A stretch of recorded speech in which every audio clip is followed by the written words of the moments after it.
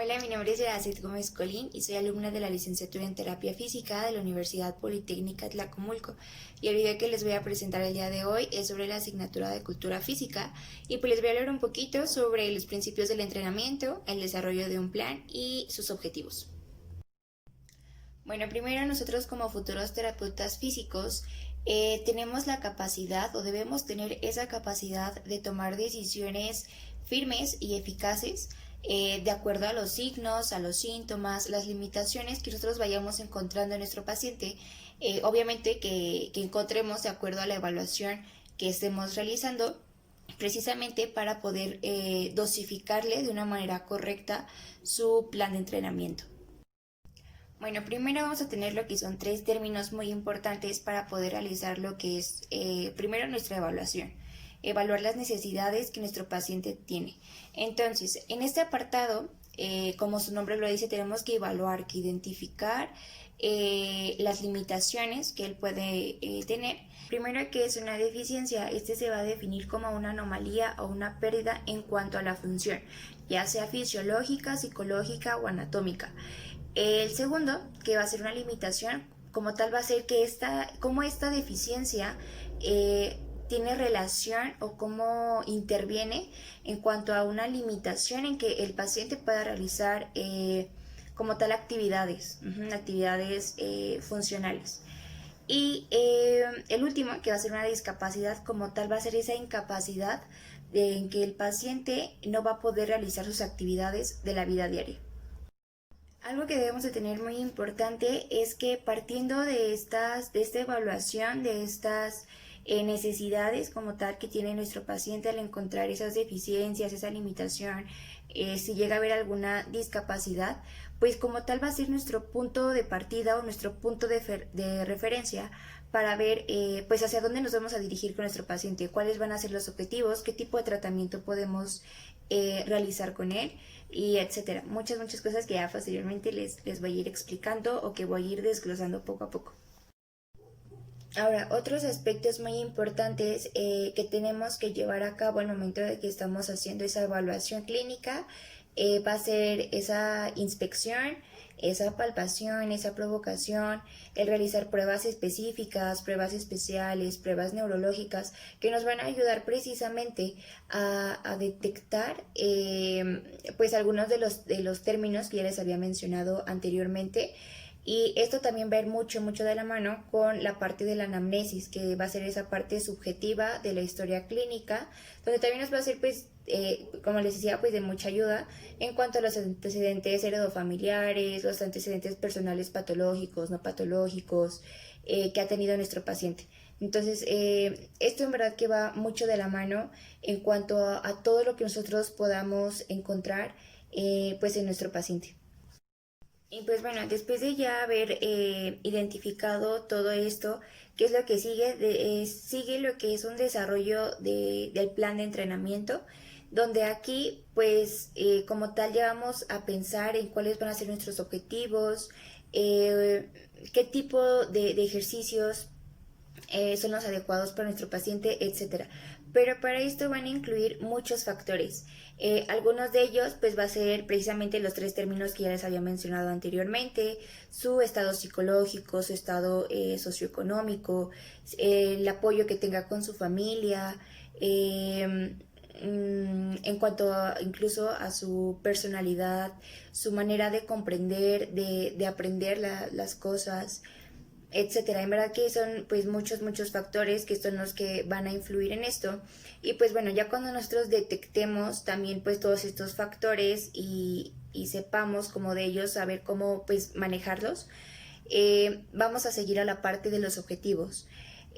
Vamos a comenzar con un objetivo a corto plazo, donde este nos va a ayudar mucho para conocer cuáles son las capacidades o cuáles son pues sí, como tal las capacidades que tiene nuestro paciente para realizar pues a lo mejor algún ejercicio.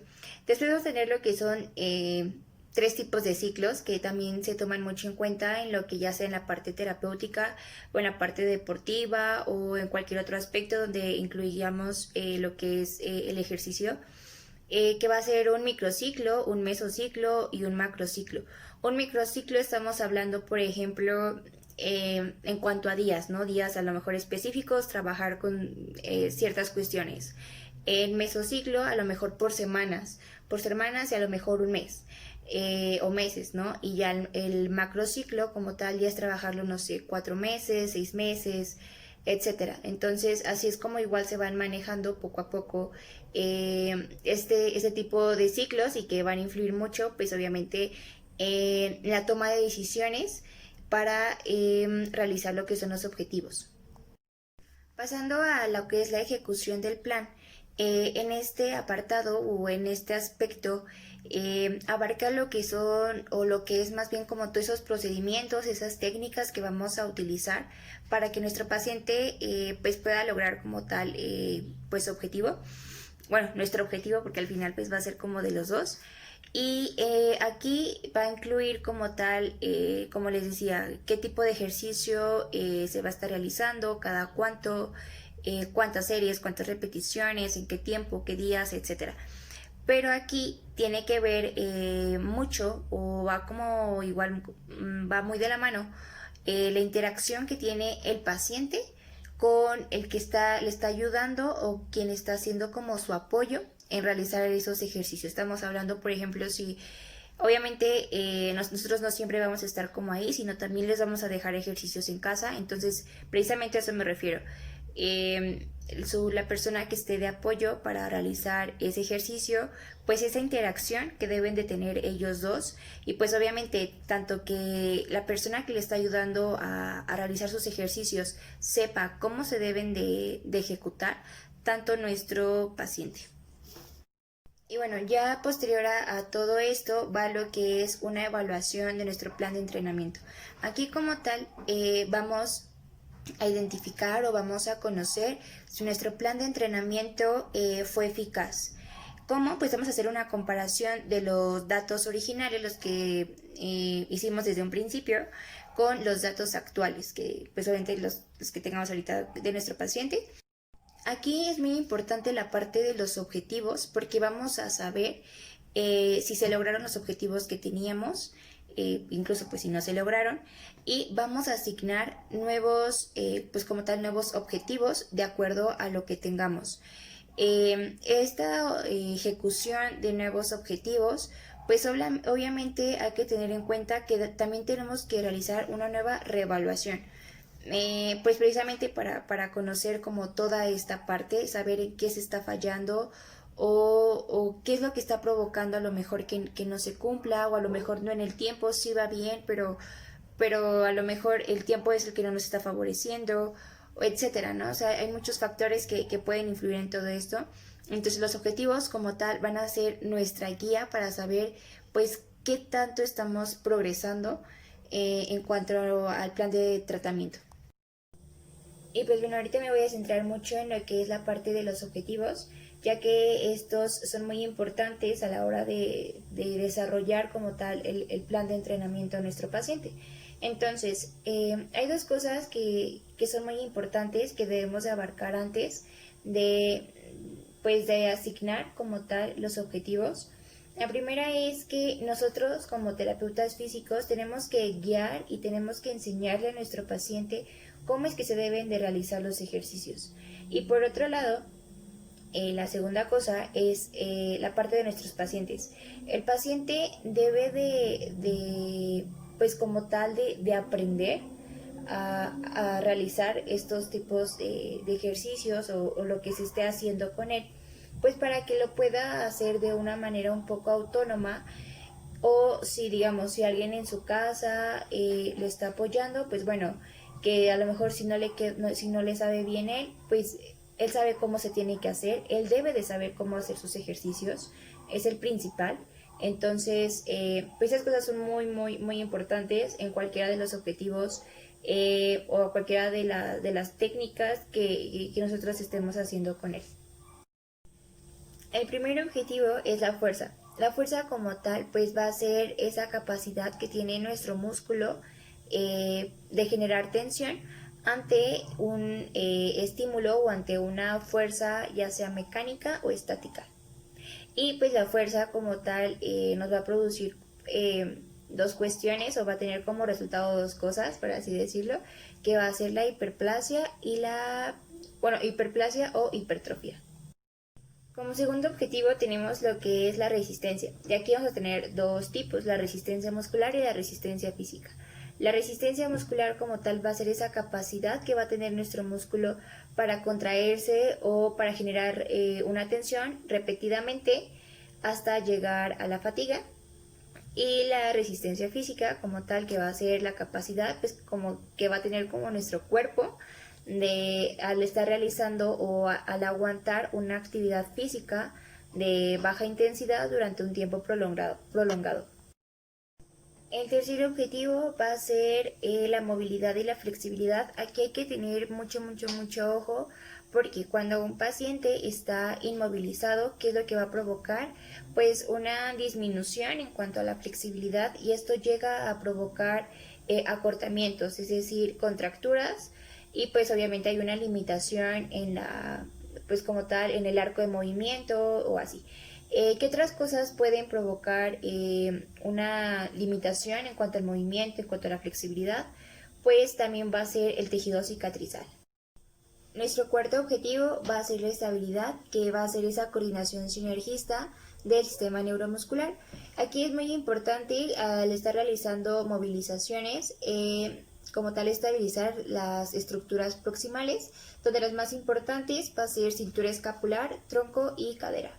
Nuestro objetivo número 5, que va a ser la relajación, que va a ser ese esfuerzo consciente para liberar las tensiones musculares. Bueno, el número 6 como tal va a ser la coordinación, que va a ser hacer uso de músculos en específicos en un tiempo preciso o en el tiempo que debe de hacerse una actividad. El número 7, que va a ser el equilibrio, que va a ser mantener ese centro de gravedad que nosotros tenemos sobre el punto de apoyo.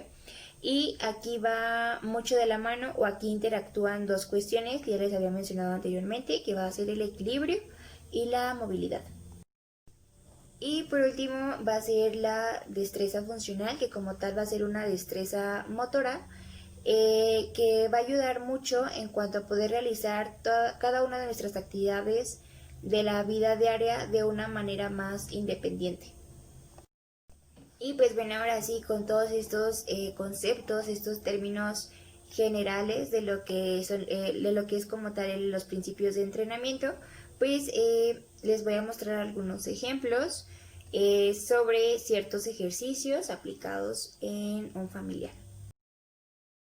El ejercicio resistido va a ser aquel ejercicio activo donde a la contracción muscular, ya sea dinámica o estática, se le está oponiendo una fuerza externa. Tenemos que van a haber dos tipos. El primero, que va a ser manual, y este es cualitativo, donde la resistencia la va a poner el terapeuta físico y la fuerza a nuestro paciente, mientras que el ejercicio resistido mecánico va a ser por medio de máquinas y de pesas, y este va a ser cuantitativo. En el ejercicio aeróbico se van a activar lo que son las fibras tipo 1, las cuales son lentas y rojas, y van a hacer uso de la vía energética oxidativa. Es muy importante no olvidar que este tipo de fibras son muy resistentes ante la fatiga, entonces son ideales para realizar cualquier actividad física que sea de baja intensidad y que sea durante un tiempo pues muy prolongado. Un estiramiento va a ser aquella maniobra para elongar las estructuras del tejido blando que se encuentren acortadas, y así lograr un aumento del arco de movilidad. Es muy importante que este estiramiento dure aproximadamente de 15 a 30 segundos, ya que a partir del segundo 12 se va a estar haciendo un efecto de inhibición del reflejo autogénico. Ahora, el estiramiento va a abarcar lo que son 4 cosas muy importantes, que puede ser un estiramiento pasivo, donde aquí lo va a realizar el terapeuta o alguna máquina. La inhibición activa, donde esto va a ser un tanto mental y psicológico del paciente, un ejercicio de flexibilidad, y uno selectivo, donde solo vamos a seleccionar pues ciertos músculos que nos van a servir como estabilidad, y otros como para realizar el movimiento o la elongación. Los ejercicios para amplitud de movimiento vamos a tener que va a haber tres. El primero que es kinesioterapia pasiva, donde el paciente no hace ninguna contracción, ninguna tensión ni esfuerzo, sino que el terapeuta físico realiza una fuerza externa para hacer el movimiento. El segundo que es kinesioterapia activa, donde el paciente hace una activación muscular voluntaria con movimiento. Y por último, la cinesiterapia activa asistida. Esta se va a realizar cuando hay una debilidad o hay alguna restricción, y entonces hay lo que es una contracción muscular más una ayuda o fuerza externa. Esta se aplica ya sea al comienzo o al final del movimiento.